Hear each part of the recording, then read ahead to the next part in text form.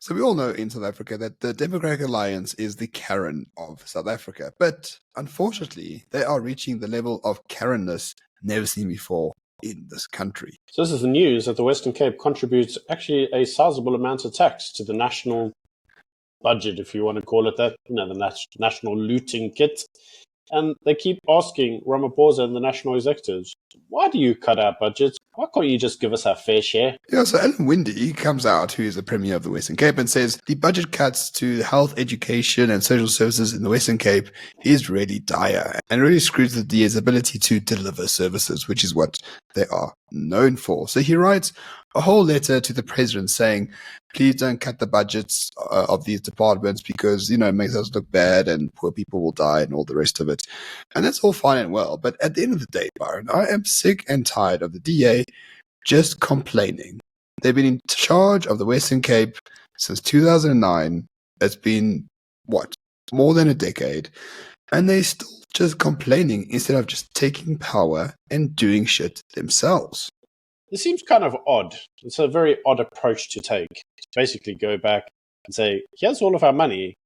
Please, please, please, can we have some of it back? As you rightly said to me before we recorded, Ramon, it seems more intuitive to rather ask for forgiveness than permission. Indeed, because also Jordan Hill-Lewis, the mayor of Cape Town, who we know him, we think he's all right. Sona was on during the course of last week, and for the State of the Nation address, he said the president must, combat gangsterism in the Cape Flats and things like that. It's okay, he's not going to do it, so why ask? This DA habit of asking for things from the national government who dislikes them, hates them, won't help them in a crisis. Why? The DA has had over a decade to really take real power in the Western Cape. Irrespective of what the law says about federalism, you had real power for years, unchecked power to do what you need to do for the sake of your constituency, and you haven't done it yet. And it's really annoying. And now you just don't sound like Karens instead of just taking power.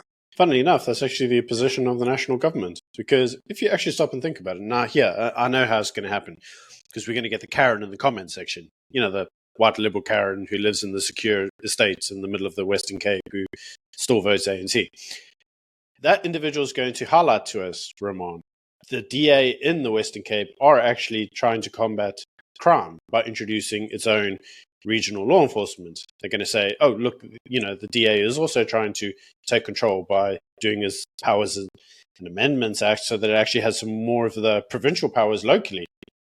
And they're probably going to highlight to us that, the Western Cape is actually the one place where governance actually is far better than the rest of the country. You know what, Ramon? We're not disputing any of that.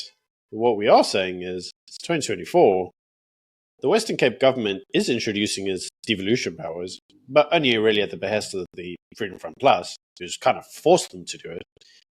And their approach appears to constantly still be to ask for permission and not forgiveness. Yeah, so at the end of the day, you have to really think to yourself, what is the nature of power? Power is something that either you take or something that's given to you. It's never going to be given to you by the ANC, so you should have taken it a long time ago. Nothing would have changed in terms of the ANC allowing you more power than you already have. And you wouldn't have these issues.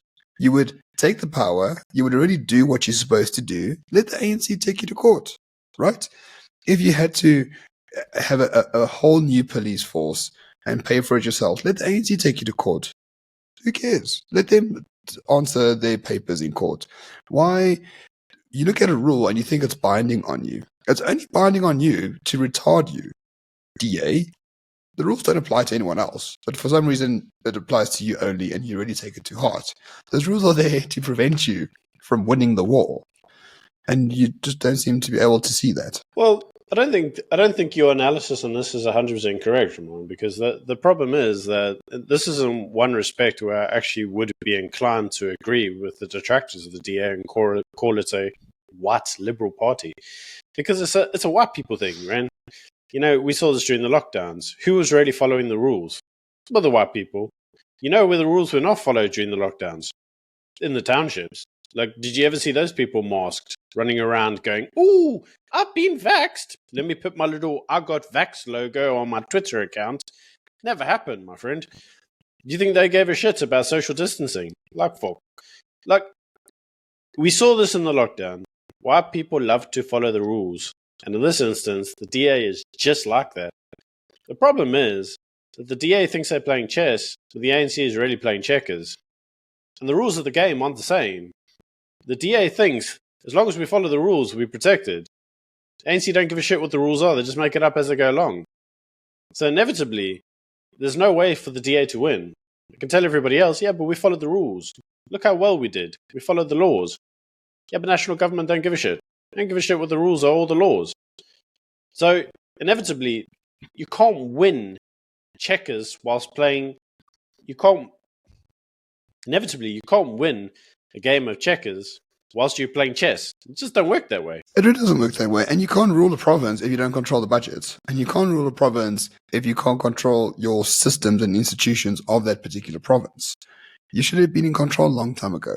There's very little excuse for the DA now to have about budgets and complaining about money and complaining about immigration to the Western Cape. All these things you could have taken control of years and years and years ago. But I think deep down, the DA thought that they would win the election somehow, some way.